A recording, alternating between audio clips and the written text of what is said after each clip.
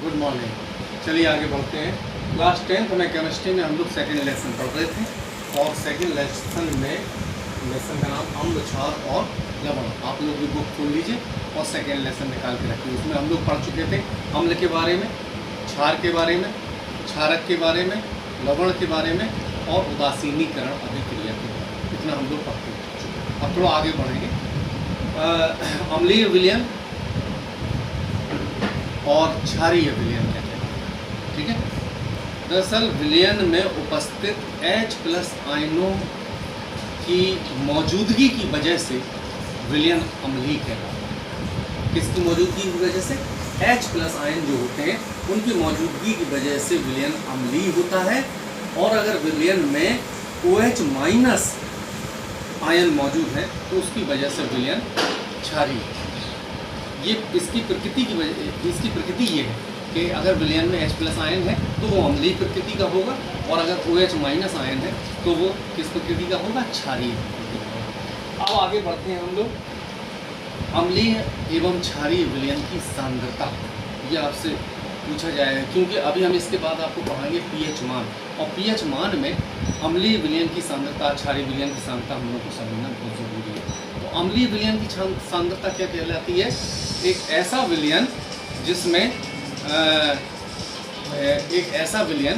जिसमें H+ आयनों की प्रति इकाई मात्रा लेकिन मोल में, प्रति इकाई लीटर मात्रा लेकिन मोल में जो मौजूद होती है वो कहलाती है अम्लीय विलयन की सांद्रता। फिर से सुनिए, अम्लीय विलयन की सांद्रता किसी भी विलयन में उपस्थित H+ आयन की प्रति इकाई लीटर लेकिन मात्रा जो होती है वो मोल इकाई में मौजूद हो तो हमें वो उसकी सांद्रता क्या कहलाएगी? अम्लीय विलयन की सांद्रता कहलाती है, ठीक है।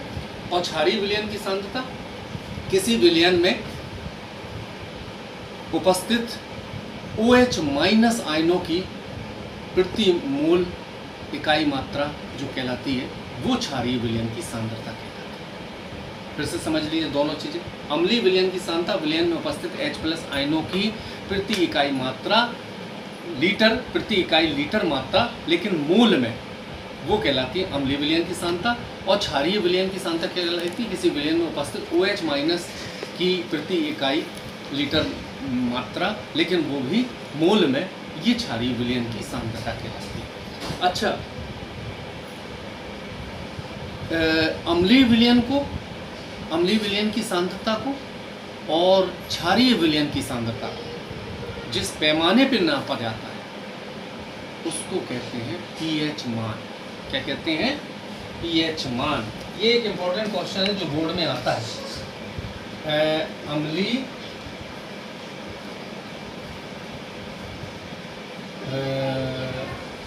विलयन की सांद्रता और क्षारीय विलयन की सांद्रता जिस पैमाने पर नापी जाती है वो कहलाता है pH मान, ठीक है। जिस पैमाने पर नापा जाता है वो क्या कहलाता है? pH मान। अब सवाल यहाँ से शुरू होता है। आपसे बोर्ड में पूछा जा सकता है pH मान किसे कहते हैं और pH मान की परिभाषा बताइए, उसका सूत्र बताइए। ये सब सवाल बोर्ड में आते हैं। तो pH मान किसी भी विलयन में उपस्थित H+ आयनों की प्रति इकाई लीटर मात्रा के 10 के आधार पर लघु गुणक के ऋणात्मक मान को pH मान कहते हैं। ये परिभाषा बड़ी हो गई, ठीक है, आपके समझने में थोड़ी और। पहले हम इसका एक सूत्र लिख दें, उससे परिभाषा बहुत आसान लगेगी। किसी भी मान लीजिए उदाहरण के तौर पे किसी भी विलयन में H+ आयन मौजूद है और उसका जो है विलयन की सांद्रता X। अब आपसे पूछा गया कि इसके pH मान का सूत्र क्या होगा, तो pH मान इसका होगा बराबर -log 10x। अब पीएच मान की परिभाषा आपको आसानी से समझ में आएगी।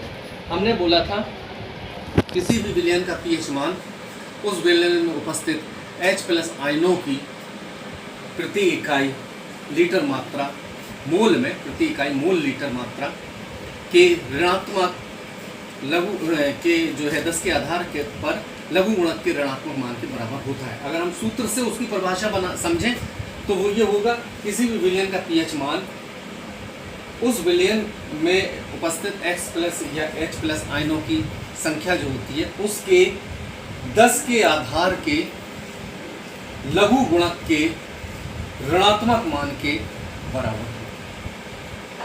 फिर से समझिए, किसी विलयन का पीएच मान उस विलयन में H+ आयनों की प्रति मोल लीटर मात्रा के 10 के आधार पर लघु गुणक, जिसको हम लोग लॉग से कहते हैं, आपने मैथ में पढ़ा होगा, लघु गुणक के ऋणात्मक मान के बराबर होता है, वो पीएच मान कहलाता है।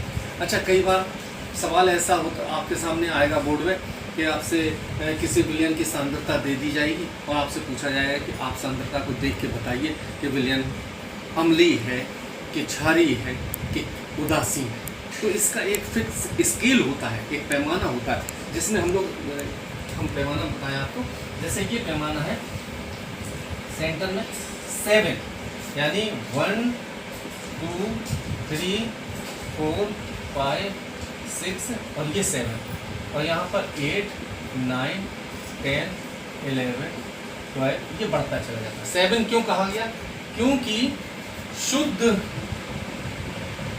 जल जो होता है या उदासीन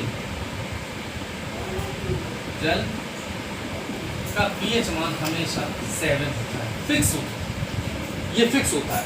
अगर किसी विलयन की सांद्रता पीएच मान 7 है तो हम उसको बिना सोचे समझे कह देंगे कि या वो विलयन जो है उदासीन है। कैसा है?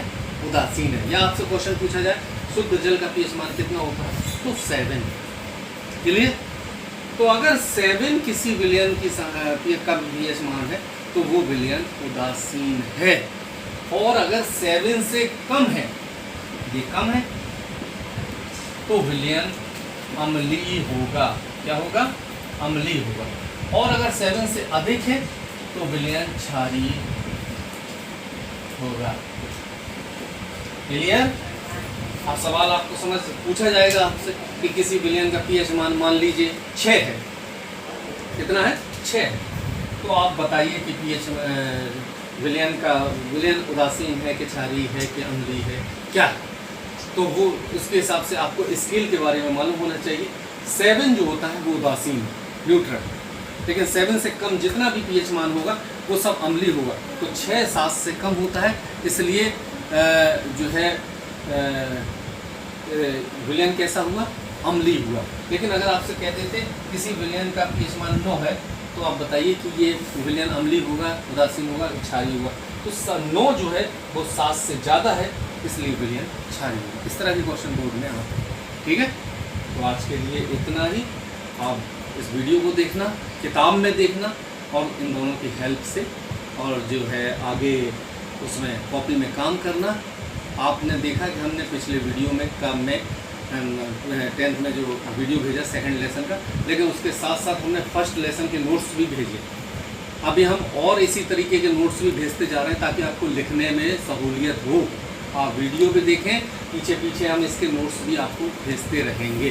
तो दोनों से आप समझिए, पढ़िए और लिखिए कॉपी में। ठीक है, आज के लिए।